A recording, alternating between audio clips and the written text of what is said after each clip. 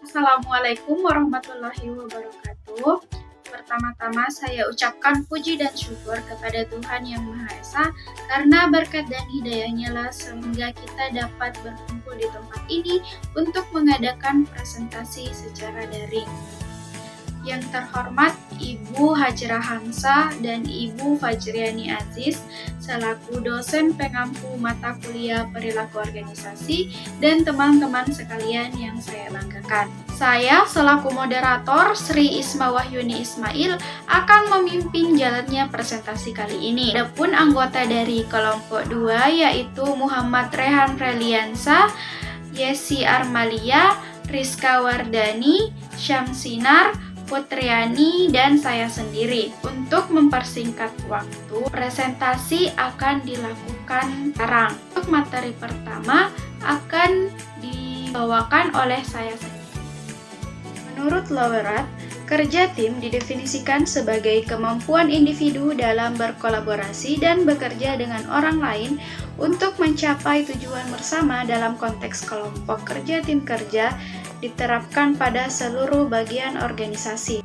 Menurut Fajana, kerja tim merupakan integrasi dari sumber daya dan masukan yang bekerja secara harmonis untuk mencapai tujuan organisasi, di mana peran ditentukan untuk setiap anggota organisasi. Tantangan sama-sama dihadapi dan bertahap perbaikan diupayakan terus-menerus. Baik, saya akan membawakan materi perbedaan kelompok kerja dan tim kerja. Kelompok kerja memiliki ciri-ciri sebagai berikut. Tanggung jawab kepemimpinan telah ditentukan. Misi umum organisasi adalah tujuan kelompok. Efektivitas diukur secara tidak langsung melalui pengaruh kelompok terhadap anggota yang lain. Tanggung jawab individual jelas. Prestasi individu dikenali dan dihargai. Pertemuan secara efisien berlangsung dalam periode yang singkat. Dan terakhir, para anggota berdiskusi dalam pertemuan, memutuskan dan melaksanakan. Adapun tim kerja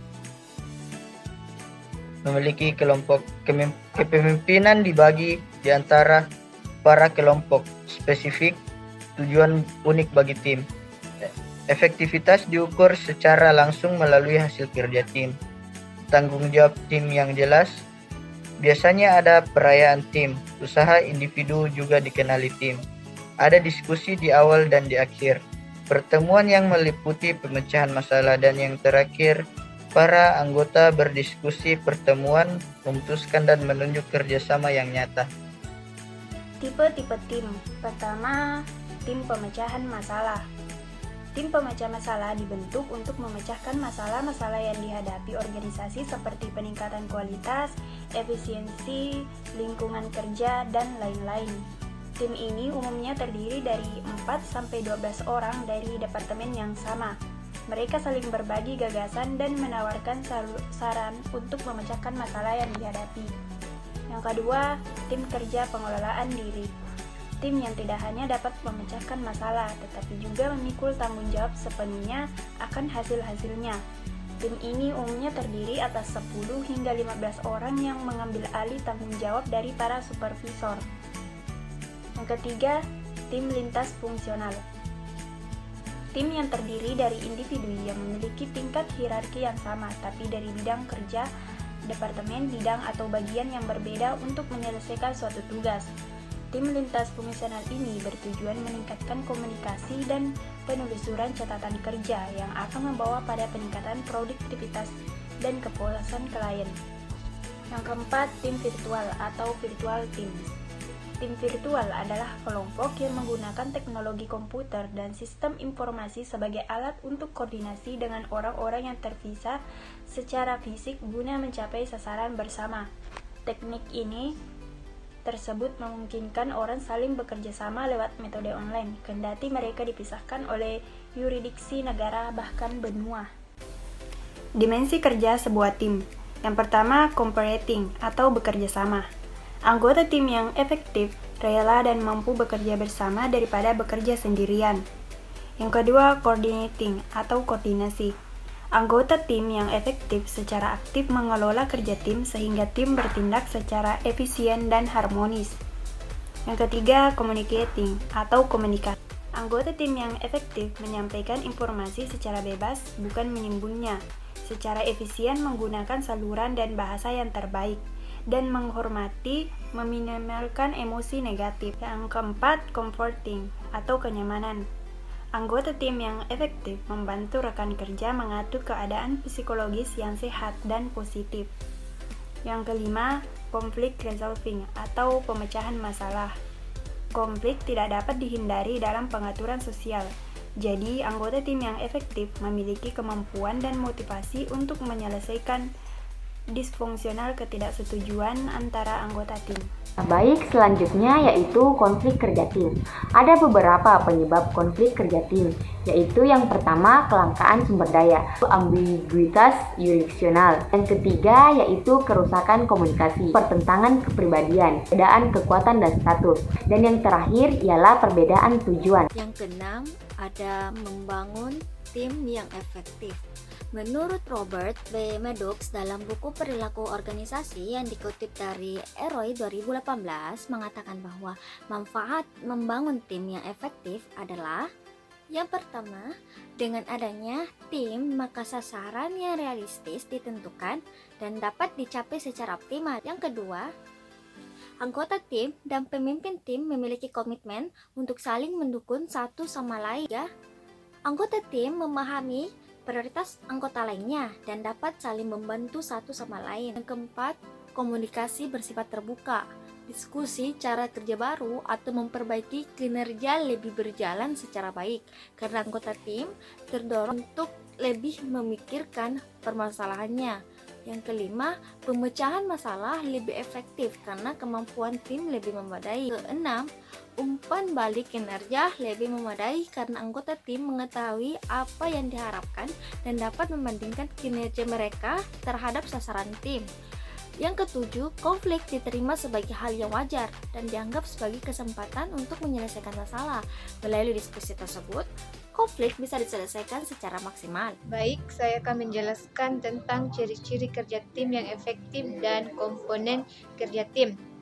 Adapun ciri-ciri kerja tim yang efektif menurut Ahmad Tarusi L. EROI 2018 adalah: yang pertama, tujuan yang sama, yang kedua, antusiasme yang tinggi, yang ketiga, peran dan tanggung jawab yang jelas, yang keempat, komunikasi yang efektif, yang kelima, resolusi konflik, yang keenam, star power, yang ketujuh, berbagai keahlian yang saling menunjang, yang kedelapan, adanya evaluasi dalam tim. Selanjutnya, komponen kerja tim. Beberapa komponen kerja tim menurut Kinson 2009. Yang pertama, orientasi tim mengacu pada tugas tim dan sikap yang dimiliki anggota tim terhadap satu sama lain. Dua, kepemimpinan tim melibatkan pemberian arahan, struktur, dan dukungan untuk anggota. Yang ketiga, monitoring mengacu pada mengamati aktivitas dan kinerja anggota tim lainnya dan mengakui ketika anggota tim melakukan dengan benar. Keempat, feedback melibatkan pemberian, pencarian, dan penerimaan informasi di antara anggota tim. Memberikan umpan balik mengacu pada penyediaan informasi kinerja anggota lainnya. Kelima, backup dilibatkan untuk membantu anggota tim lainnya. Ini menyiratkan bahwa anggota memiliki pemahaman tentang tugas anggota lainnya. Baik, yang terakhir yaitu studi kasus. Studi kasus yang kami tarik dalam tugas kali ini ialah kepanitiaan LDKM dalam program kerja bidang pendidikan dan kaderisasi Himpunan Mahasiswa Akuntansi Universitas Negeri Makassar periode 2022-2023. Latihan Dasar Kepemimpinan Mahasiswa atau LDKM merupakan suatu kegiatan orientasi bagi mahasiswa baru untuk meningkatkan kemampuan dalam menerapkan dasar-dasar kepemimpinan serta mempersiapkan mahasiswa atau mahasiswi untuk turut aktif bergabung dalam organisasi kemahasiswaan. Maka dari itu perlu dibentuk suatu kepanitiaan untuk menggodok kegiatan LDKM. Kerangka kepanitiaan itu sendiri terdiri dari ketua panitia, sekretaris, bendahara, dan kemudian divisi-divisi pendukung kegiatan LDKM. Dalam setiap divisi tentunya ada koordinator yang bertugas untuk menghandle setiap kegiatan, mulai dari acara, perlengkapan, konsumsi, lapangan, publikasi dokumentasi, dan juga pendanaan. Dari hal ini terbentuklah yang namanya tim kerja atau kerja tim, di mana sekumpulan orang yang memiliki keterampilan yang saling melengkapi dan memiliki komitmen untuk mencapai suatu tujuan bersama dengan suatu proses kerja bersama, di mana mereka saling bertanggung jawab satu dengan yang lainnya. Maka dari itu, kami mewawancarai setiap koordinator divisi untuk mengetahui bagaimana anggota di setiap divisi sehingga kami dapat menilai bagaimana kerja tim di kepanitiaan tersebut. Setelah kami mewawancarai, data yang dapat kami peroleh ialah jumlah keseluruhan panitia divisi ialah 76 orang, dapat dilihat pada tabel. Selanjutnya yaitu panitia yang memiliki orientasi tim dalam kepanitiaan sebesar 63,15%, yang memiliki kepemimpinan dalam tim sebesar 31,57%, yang memonitoring sebesar 35,52%, yang selalu memberikan feedback yaitu 55,26%, yang backup 59,21%, koordinasi 15%, dan yang selalu berkomunikasi ialah 65,78%. Berdasarkan persentase tersebut, penulis atau kami dapat menyimpulkan bahwa kerja tim pada kegiatan LDKM program kerja Hima Aksi ini berpengaruh signifikan terhadap orientasi, feedback, backup, koordinasi dan komunikasi, atau dapat dikatakan bahwa kerja tim pada aspek tersebut dikatakan baik. Sedangkan pada aspek kepemimpinan tim dan monitoring tidak berpengaruh signifikan terhadap kerja tim. Itulah tadi studi kasus dari kami. Saya kembalikan ke moderator. Baik, itulah tadi presentasi yang telah dilakukan oleh kelompok 2. Saya berharap dengan adanya presentasi ini dapat menambah wawasan teman-teman sekalian, terlebih lagi dalam mata kuliah perilaku organisasi. Kurang dan lebihnya mohon dimaafkan. Saya Sri Isma Wahyuni Ismail sebagai moderator dan kawan-kawan kelompok 2 mengucapkan terima kasih. Kurang dan lebihnya mohon dimaafkan. Wassalamualaikum warahmatullahi wabarakatuh.